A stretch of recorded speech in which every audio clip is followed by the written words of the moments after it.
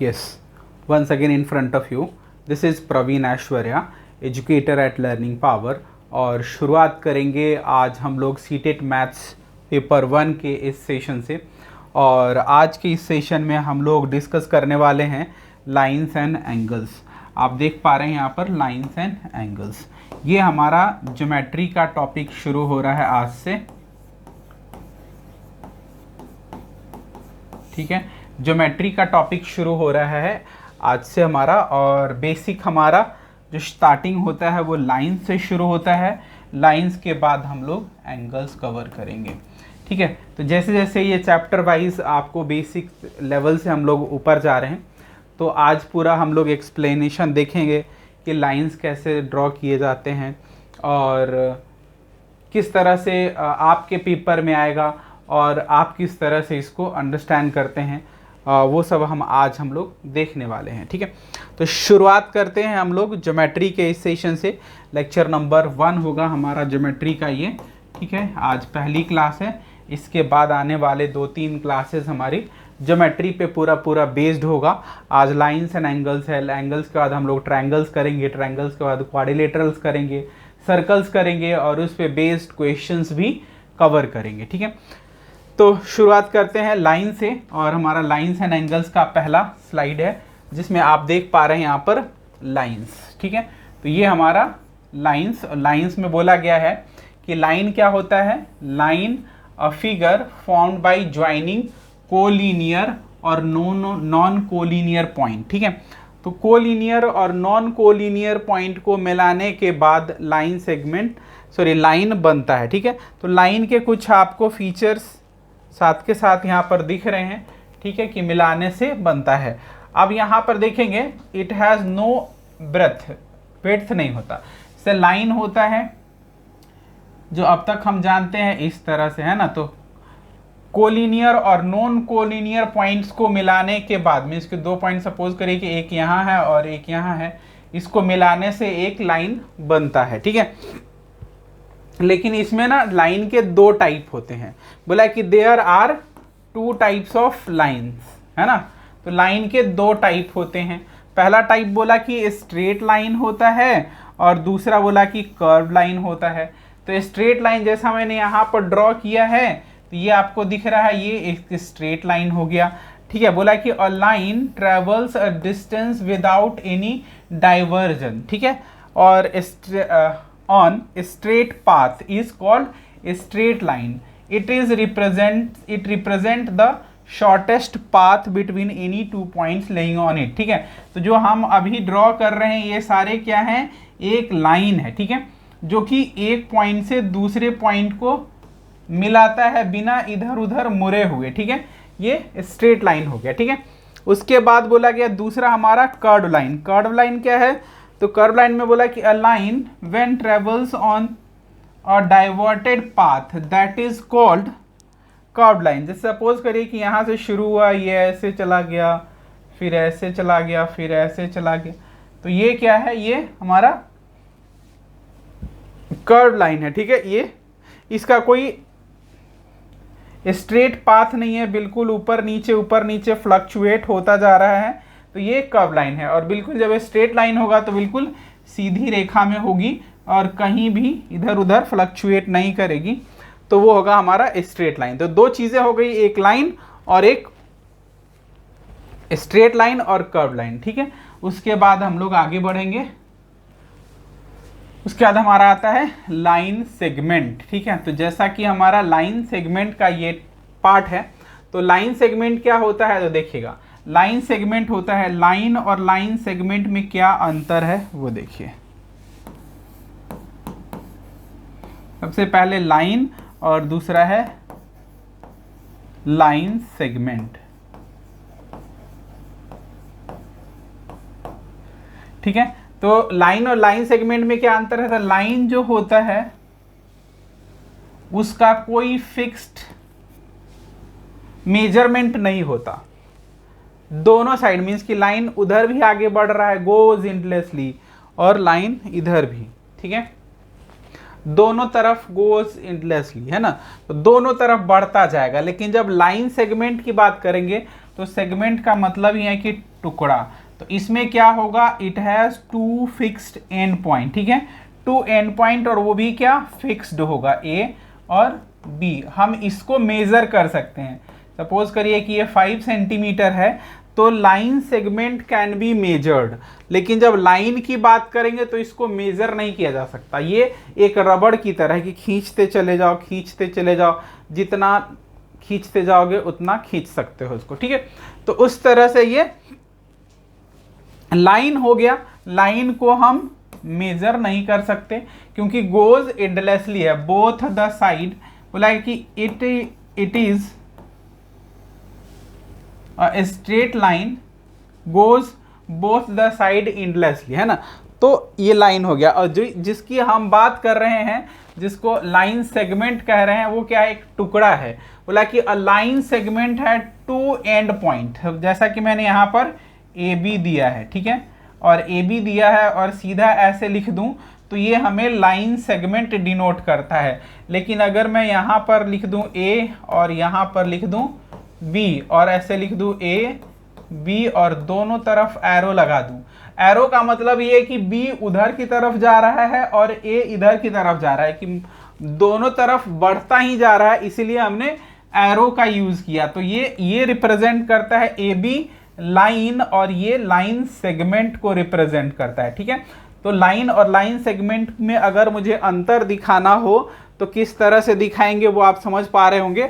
अगर मुझे लाइन को प्रेजेंट करना है तो आप देख पा रहे हैं ए बी लिखा है और उसके सर पे ऐसे तीर बना दिया है दोनों तरफ से, दिस इज कॉल्ड लाइन। और अगर लाइन सेगमेंट को हमें रिप्रेजेंट करना है तो ए बी लिख रहे हैं और उसके ऊपर सिंपल लाइन बना करके छोड़ दे रहे, तो ये लाइन सेगमेंट हो गया, ठीक है। अब देखिएगा, it can not be extended in any direction, sometimes a line and line segment may be used in same sense as that of line.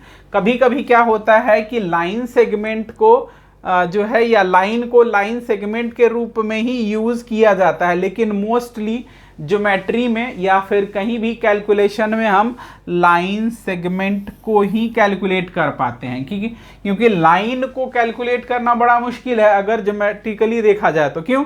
क्योंकि दोनों तरफ आगे बढ़ रहा है, इंडेक्सली हम आगे बढ़ रहे हैं और आगे बढ़ रहा है और आगे बढ़ रहा है, ठीक है। तो इसलिए लाइन सेगमेंट को मेजर नहीं किया जा सकता, सॉरी, लाइन सेगमेंट को मेजर किया जा सकता है जबकि लाइन को मेजर नहीं किया जा सकता है, ठीक है। अब आते हैं आगे। अब यहां पे रेज की बात की गई है, बोला कि a ray can be extended in one direction only, ठीक है। बोला कि अ रे has one and point and another goes endlessly, one end point and another goes endlessly। अगर मुझे एक रे को रिप्रेजेंट करना हो, प्रेजेंट करना हो, तो हम इस तरह से करेंगे। बोला गया कि a ray can be extended in one direction, इधर की तरफ जा रहा है, which is denoted by an arrow, arrow से डिनोट किया है। On the other side we have an end point called the initial point, जैसे ये इनिशियल पॉइंट हो गया और दूसरा आगे की तरफ जा रहा है, और हमें रिप्रेजेंट करना होगा रे को, तो हम ए बी लिख के उसके ऊपर एक तरफ तीर बना देंगे, मीन्स की वो बी की तरफ जा रहा है, इसलिए हमने बनाया ए बी और बी की तरफ ऐसे लगा दिए। तो इसको बोलते हैं रे ए बी, ठीक है। इसको पढ़ेंगे रे ए बी, ठीक है। तो रे को कैसे प्रेजेंट करेंगे वो देख लिए, लाइन सेगमेंट को कैसे प्रेजेंट करेंगे, और अब आते हैं आगे। अब अगला हमारा है यहां पर पैरेलल लाइंस, ठीक है। बोला गया है पैरेलल लाइंस में कि यहां पर आपको इमेज भी दिखाया गया है कि इसमें ना दो लाइंस के बीच जो डिस्टेंस होगा हमेशा सेम होगा। ये सीढ़ी चढ़ने वाला, सांप सीढ़ी वाला आप कह सकते हैं इसको, या फिर रेलवे लाइन कह सकते हैं, रेल की पटरी, ठीक है। रेल की पटरी क्या होती है, पैरेलल होती है ना, जहां तक जाएगा दोनों पटरियों के बीच का डिस्टेंस जो होगा हमेशा सेम होगा, ठीक है। तभी वो ट्रेन पटरी पे बनी रह सकती है, अदरवाइज क्या होगा, पटरी से उतर जाएगी। तो बोला कि two lines are said to be parallel if they do not intersect each other at any point and the distance between them is constant, है ना। मीन्स कि यहाँ पर जो डिस्टेंस है वही यहाँ पर भी, वही यहाँ पर भी, वही यहाँ पर भी, वही यहाँ पर भी, आगे तक चलता चला जाए और हर जगह इस तरह से रहे, तो हम इसको कहेंगे कि ये जो है, अगर मैं इसको L लिख दूं और इसको M लिख दूं तो हम लिखेंगे L parallel to M, means कि L और M पैरेलल है, मीन्स कि दोनों के बीच डिस्टेंस है और ये हमेशा आगे रहेगा। ऐसा नहीं कि आगे आकर के ये ऐसे हो गया ऐसे, तो ये पैरेलल नहीं होगा, ठीक है। इतना जो है ये इतना ही ये पैरेलल नहीं होगा, ठीक है। तो इस केस में हम इसको इस तरह से नहीं कर सकते। चलिए आगे आते हैं। अब हम लोग बोला कि they are denoted by symbol parallel. देखिए जैसा कि मैंने यहाँ पर लिखा है, तो 2 बार यहाँ पर 11 लिखा हुआ है, इसको हम पैरेलल पढ़ते हैं। 2 बार ऐसे लिख दिया तो ये पैरेलल हो गया। जैसे यहाँ पर A, B और C, D है, तो ये जाएगा AB पैरेलल टू CD, और लाइन है तो लाइन सेगमेंट, है ना। इस तरह से हम कर देंगे AB पैरेलल टू CD, ठीक है। यहाँ पर L नाम दिया है तो L पैरेलल टू M, ठीक है। तो हम इसको ऐसे लिखते हैं, इस वाले इमेज के लिए ऐसे हो गया, ठीक है। तो ये हमारा हो गया पैरेलल लाइन। जब 2 लाइन के बीच डिस्टेंस सेम होता है और ये इंडलेसली आगे की तरफ बढ़ता जाता है ऐसे ही, तो ये हमारा पैरेलल लाइंस होते हैं, ठीक है। अब आते हैं अगला, ट्रांसवर्सल लाइंस, ठीक है। देखिए ट्रांसवर्सल लाइन में क्या कह रहा है, बोला कि a line that intersect 2 or more parallel lines at different point, it is called transversal. देखिए यहां पर एक ए लाइन है, दोनों तरफ एरो लगा हुआ है इसलिए लाइन कह रहा हूं, ठीक है। और एक ये डी लाइन है, ए डी, ठीक है। और इधर से इसको दूसरा ऐसे काट रहा है, ठीक है। तो ये क्या कहलाया, ये ट्रांसवर्सल कहलाया, ठीक है। और सबके एंगल्स बने हुए हैं, इनकी भी चर्चा हम लोग आगे करने वाले हैं कि ये एंगल्स कैसे। तो इसको हम ट्रांसवर्सल कहते हैं कब, जब a line that intersect 2 or more parallel lines at different point is called the transversal, ठीक है। तो ये ट्रांसवर्सल कहलाएगा, ठीक। अब आगे आते हैं, ट्रांसवर्सल के बाद आगे क्या डेफिनेशन कहता है, तो यहाँ पर कह रहा है intersecting point, point of intersecting, ठीक है। तो इंटरसेक्टिंग लाइंस हो गई है, ठीक है। तो जब एक लाइन दूसरे लाइन को इस तरह से काटती है, इधर से ऐसे, इधर से ऐसे, है ना, तो ये दोनों लाइन आपस में एक दूसरे का इंटरसेक्टिंग लाइन कहलाती हैं, ठीक है। और इसके बीच जहां पर ये कट रहा है इसको हम क्या कहते हैं, पॉइंट ऑफ इंटरसेक्शन। जहां पर दोनों लाइंस आकर एक दूसरे को काटती हैं उसे हम क्या कहते हैं, पॉइंट ऑफ इंटरसेक्शन कहते हैं, ठीक है। तो ये इंटरसेक्टिंग लाइन हो गए, P और Q आर इंटरसेक्टिंग लाइंस, ठीक है। अब आते हैं इंटरसेक्टिंग लाइंस के बाद आगे अगला है परपेंडिकुलर लाइंस, ठीक है। सब ध्यान में रखिएगा, ये सब आप चाहे तो नोट्स भी बना सकते हैं, ठीक है। तो आपका ये परपेंडिकुलर लाइन, परपेंडिकुलर लाइन का मतलब है कि जब एक लाइन के ऊपर दूसरा लाइन इस तरह से हो, इस तरह से काटे एक लाइन दूसरे लाइन को, कि जहां पर पॉइंट ऑफ इंटरसेक्शन है उस पॉइंट से उनके बीच जो है 90 डिग्री का कोण बने, तो क्या होगा, परपेंडिकुलर लाइन होगा। बोला कि 2 lines that intersect each other at right angle, 90 degree पर काटे, that are called perpendicular lines, they are denoted by symbol ऐसे, ठीक है। जैसे यहां पर CD या AB परपेंडिकुलर CD, हम इस तरह से लिखेंगे AB परपेंडिकुलर CD, ये परपेंडिकुलर का सिंबल हो गया, ठीक है। इसका मतलब हुआ कि इन दोनों के बीच AB जो लाइन है वो CD पर परपेंडिकुलर है, इस तरह से कि उनके बीच जो पॉइंट ऑफ इंटरसेक्शन है वहां से 90 डिग्री का एंगल बन रहा है, ठीक है। तो ये हमारा होता है परपेंडिकुलर लाइंस, ठीक है, जिसको हम इस सिंबल से डिनोट करते हैं, इसको परपेंडिकुलर पढ़ते हैं, ठीक है। अब आते हैं अगले, अगला बोला गया है कनकरेंट लाइंस, ठीक, बोला कि 3 और more lines are said to be concurrent if they all intersect at one common point, ठीक है। तो जब एक कॉमन पॉइंट पे इधर से ऐसे हो रहा है, दोबारा से, फिर ये है, फिर ये है, फिर इस तरह से है, तो बोला गया कि 3 या उससे अधिक लाइन है ना कंकरेंट कहे जाएंगे, कब, जब all intersect at one common point as shown below, है ना। तो जब सभी एक कॉमन पॉइंट पे एक दूसरे को इंटरसेक्ट करते हैं तो इसे हम क्या कहते हैं, कंकरेंट लाइन कहते हैं, ठीक है। आई होप कि समझ में आ रहा होगा। उसके बाद आगे बढ़ते हैं, अगला हमारा कह रहा है पॉइंट ऑफ टू रिमेंबर, ठीक है। कुछ ऐसे पॉइंट्स हैं जिसको हमें याद रखना है। क्या कह रहा है, 3 और more point lying on the same line are called collinear point, ठीक है। एक ही लाइन पे अगर 3 या उससे अधिक लाइन आकर के गिरती हैं तो उसे हम कोलिनियर पॉइंट कहते हैं, ठीक है। Only one line can be drawn through any two given point, जैसे 2 गिवन पॉइंट है तो इससे इसको मिलाने वाली एक और एक मात्र लाइन होगी, ठीक है। बोला कि only one line can be drawn through any two given point. जानते हैं ये पॉइंट्स टू रिमेंबर बहुत इंपॉर्टेंट होता है, ये ऐसे नहीं लिखा गया है, ठीक है। ये ट्रू फॉल्स में खूब पूछे जाते हैं, है ना, तो ध्यान रखिएगा।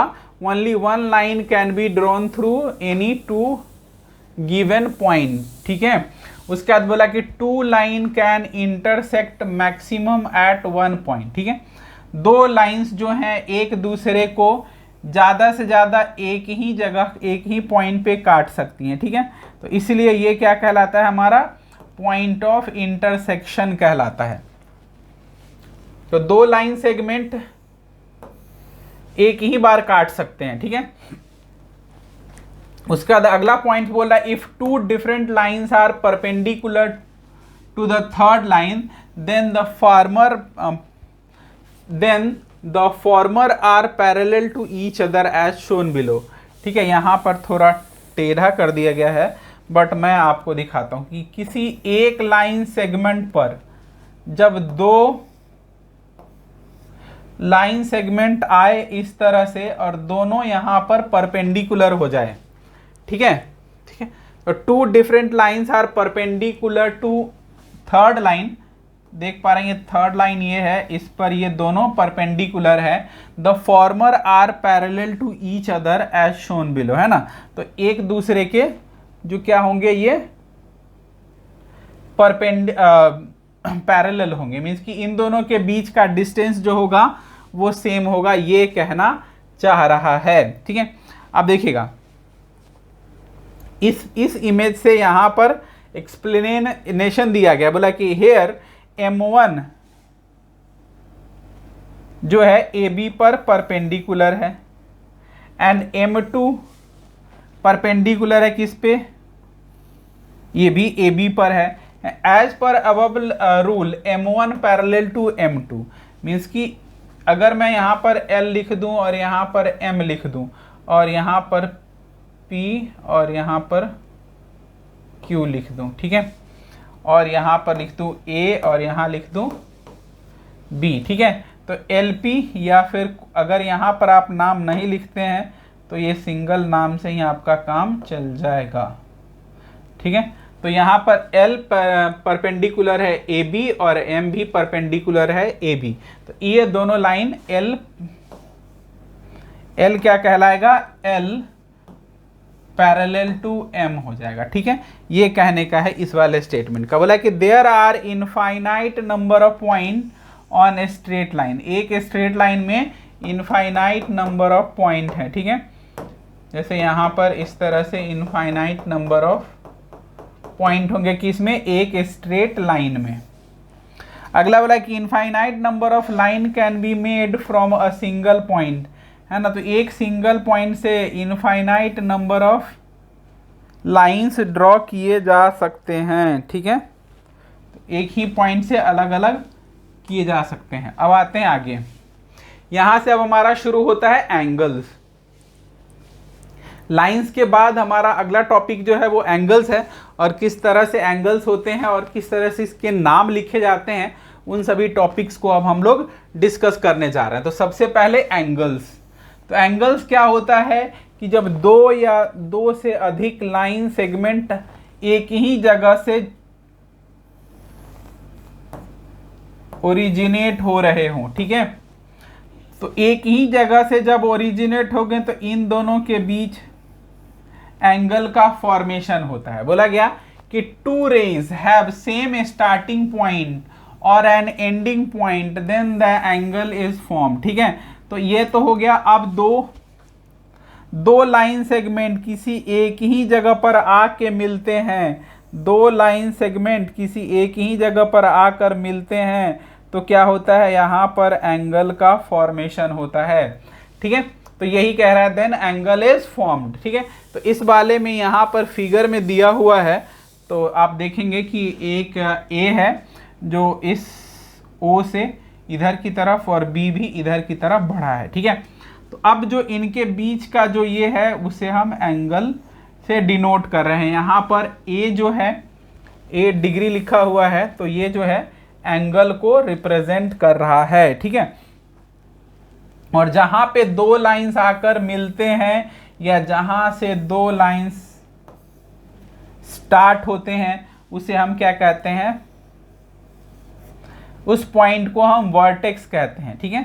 और जहां पे यहां पर जो एंगल बनता है उसे एंगल कहते हैं, ठीक है। इस तरह से यहां पर दिया हुआ है ओ ए इधर गया और ओ बी इधर गया, ठीक है।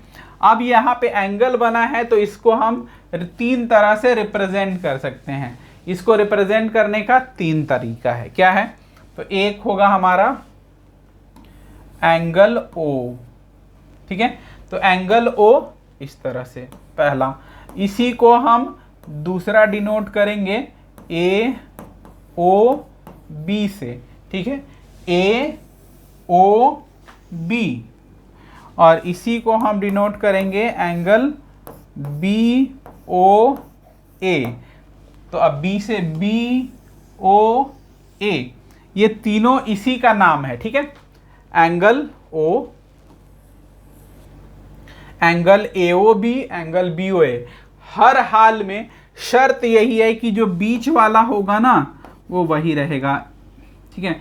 या तो आप सिंगल ऐसे लिख लीजिए एंगल ओ, ए ओ बी, बी ओ ए, ठीक है। इन सब का कहाँ यूज होता है ये हम लोग आगे जैसे जैसे बढ़ेंगे और ट्रायंगल्स वगैरह आएंगे और डिफरेंट डिफरेंट एंगल्स का वहाँ पर मेजरमेंट करना होगा, फिर मैं ए ओ बी और बी ओ ए के यूजेस बताऊंगा वहाँ पर। अभी आपको एक ध्यान रखना है कि दो लाइंस जहाँ पर आकर मिलते हैं उसे वर्टेक्स कहते हैं, और ये दोनों आर्म्स हैं। आर्म यहाँ पे लिखा हुआ है, आर्म यहाँ पे लिखा है, फाइनल पोजीशन है, इनिशियल पोजीशन है, ठीक है।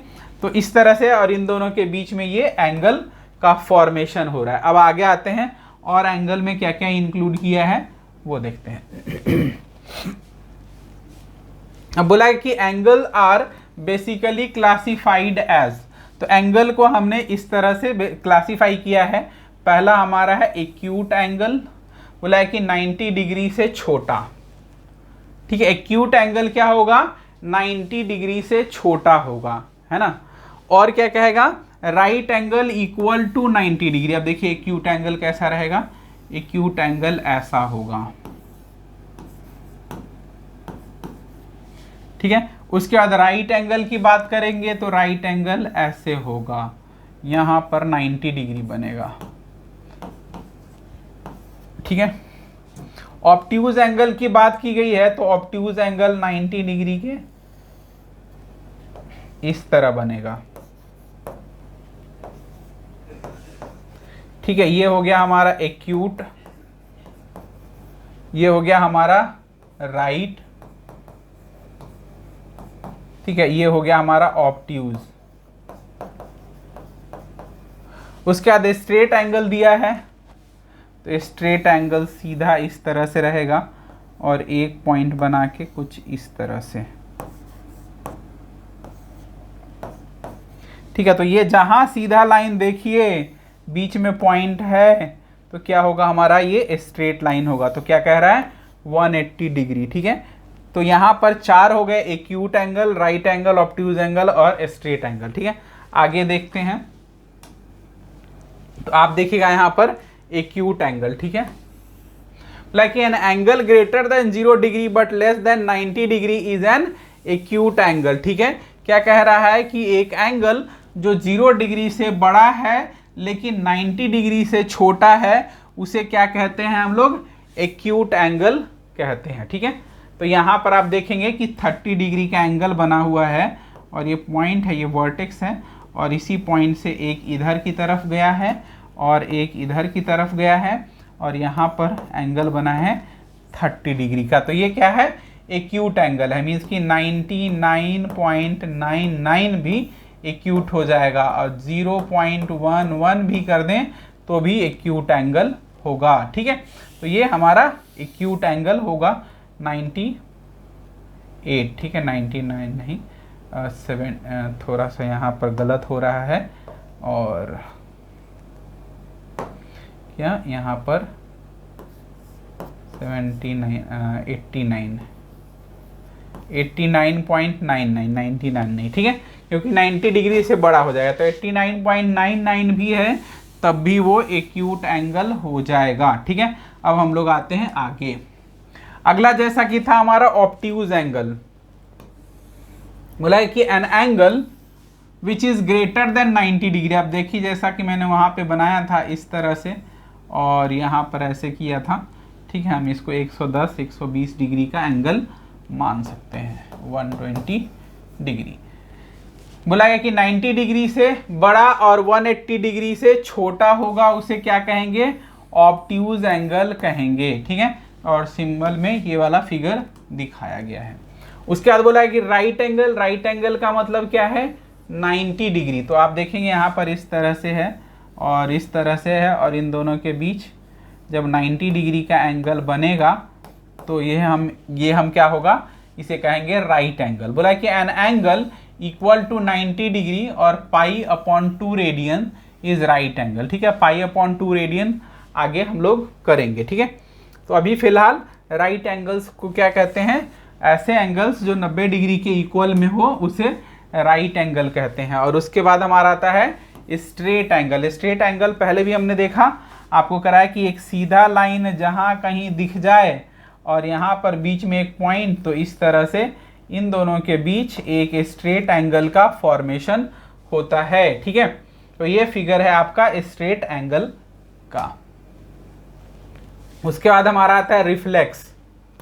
रिफ्लेक्स एंगल में आएंगे तो ये क्या होगा, 180 से बड़ा। ठीक है, like an angle is greater than 180 and less than 360। ठीक है, पाई रेडियन या 2 पाई रेडियन। ठीक है, अब देखिए यहाँ पर अगर सीधा होता ऐसे तो ये स्ट्रेट एंगल होता 180 डिग्री। अब क्या कह रहा है कि यहाँ से शुरू हुआ है और यहाँ आ गया है। ठीक है, तो इधर वाला क्या है हमारा, ये हमारा रिफ्लेक्स एंगल है और इधर वाला एक्यूट एंगल है। ठीक है, तो इस तरह से ये बड़ा जहाँ पे है ये हमारा रिफ्लेक्स एंगल को रिप्रेजेंट कर रहा है। ठीक है, अब आते हैं आगे। ठीक है, आगे क्या कहता है, रिफ्लेक्स एंगल के बाद कॉम्प्लीमेंट्री एंगल। दो चीजें और हमें देखना है, एक देखना है कॉम्प्लीमेंट्री और दूसरा देखना है सप्लीमेंट्री। ठीक है, तो कॉम्प्लीमेंट्री क्या होता है, complementary angles are defined as two angles whose sum is 90 degree. तो किसी का कॉम्प्लीमेंट निकालना होगा तो 90 डिग्री माइनस एक्स हमारा हो जाएगा क्या, कॉम्प्लीमेंट।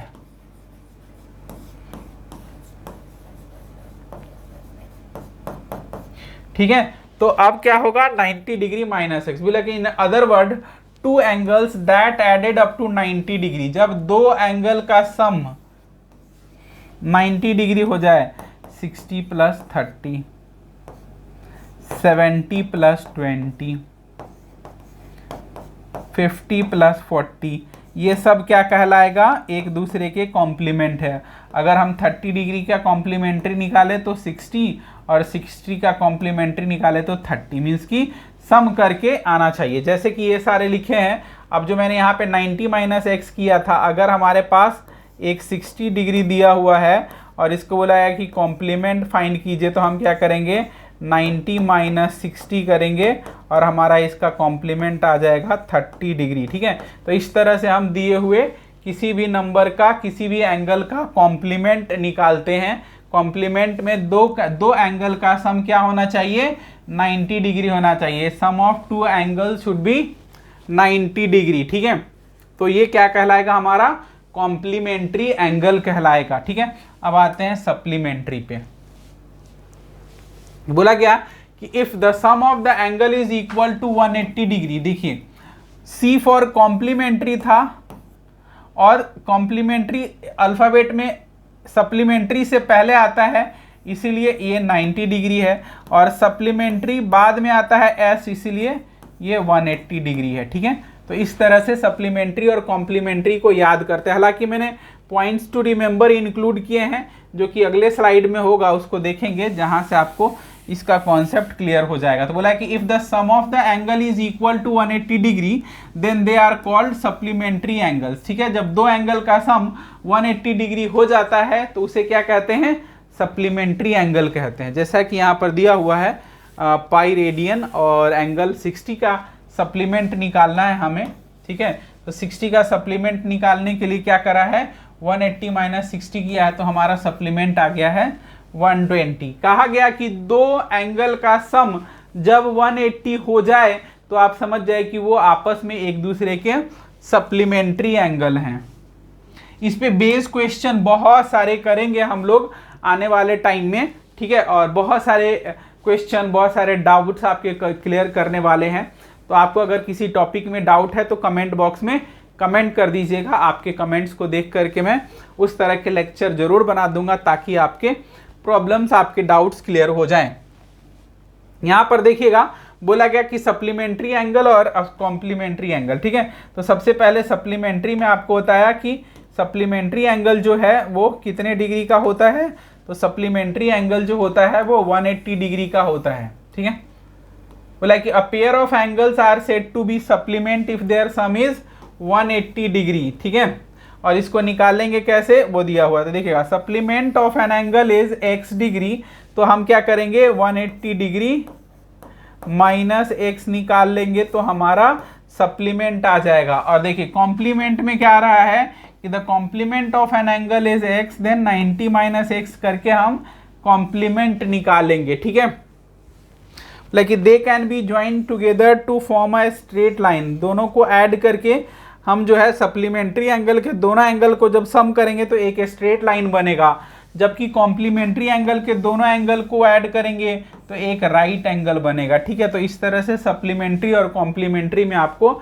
डिफरेंस समझ में आ जाएगा। जिसका सम 90 डिग्री है कॉम्प्लीमेंट्री, और ये देखिए अल्फाबेट में ये C पहले आता है तो 90 डिग्री और S बाद में आता है, इसीलिए 180 डिग्री। ठीक है, तो इस तरह से आप याद कर सकते हैं ताकि कॉम्प्लीमेंट और सप्लीमेंट में ऐसा ना हो कि यहाँ पर 90 डिग्री के प्लेस पे 180 कर दिए और 180 के प्लेस पे 90 डिग्री कर दिए और आपका आंसर हो गया गलत। ठीक है, तो हमारा क्या है कि सप्लीमेंट्री एंगल जो होता है 180 डिग्री का होता है और कॉम्प्लीमेंट्री एंगल 90 डिग्री का होता है। ठीक है, तो ये हमारा था सप्लीमेंट्री और कॉम्प्लीमेंट्री। उसके बाद कुछ चीज़ें हैं जो हमें ध्यान में रखना है। बोला कि here are the little trick for you to remember the difference between supplementary angle and complementary angle. पहला like S is for supplementary and S is for straight। ठीक है, तो supplementary भी है और straight भी है, तो जैसे straight line होगा आप समझ जाइए कि 180 डिग्री होता है। Hence you can remember that two supplementary angle when we put together form a straight angle। ठीक है, तो एक S for supplementary और S for straight line, तो इससे भी आप कह सकते हैं कि supplementary का मतलब है 180 डिग्री। ठीक है, जबकि C for complementary है और C is for corner, और corner बनाएगा कब, जब 90 डिग्री का होगा। तो जब कॉर्नर बन गया तो बोला कि hence you can remember that two complementary angle when put together they form a corner, means कि राइट एंगल फॉर्म करेंगे। तो इस तरह से आप सप्लीमेंट्री और कॉम्प्लीमेंट्री कर सकते हैं। ऐसे इंग्लिश अल्फ़ाबेट में सी पहले आता है तो 90 डिग्री, एस बाद में आता है तो 180 डिग्री। वैसे भी आप याद कर सकते हैं या फिर इस तरह से भी याद किया जा सकता है, ठीक है। तो ये था हमारा पूरा सप्लीमेंट्री कॉम्प्लीमेंट्री का। आने वाले टाइम में लाइंस एंड एंगल्स के और भी बहुत सारे टॉपिक्स हैं जिसको कवर करने वाले हैं। लीनियर पेयर है, करस्पॉन्डिंग एंगल है, ठीक है। उसके बाद हम लोग इंटीरियर अपोजिट है, ये सब करेंगे। वो सारी जो है अगली क्लासेस का हमारा टॉपिक है। आज के सेशन में हमारा इतना ही था जिसको हमने कवर किया है सीटेट मैथ्स पेपर 1 में। और आने वाले समय में पूरा ज्योमेट्री कवर करेंगे, डाटा हैंडलिंग कवर करना है, ठीक है। उसके बाद बहुत सारे प्रीवियस ईयर क्वेश्चन करना है। तो आप सभी जुड़े रहिए मेरे साथ ताकि इन सभी टॉपिक्स को करके आप अपने एग्जाम्स में अच्छा स्कोर कर सके। कोई भी क्वेरीज हो, कोई भी सवाल हो तो आप कमेंट बॉक्स में कमेंट कीजिएगा। और आज के सेशन को यहीं पे करते हैं ओवर। इससे पहले अगर चैनल पे पहली बार आए हैं तो चैनल को सब्सक्राइब कर लीजिएगा। आपके सब्सक्रिप्शन मुझे इनकरेज करते हैं अच्छे से अच्छा लेक्चर बनाने में। तो thanks for watching, have a nice day.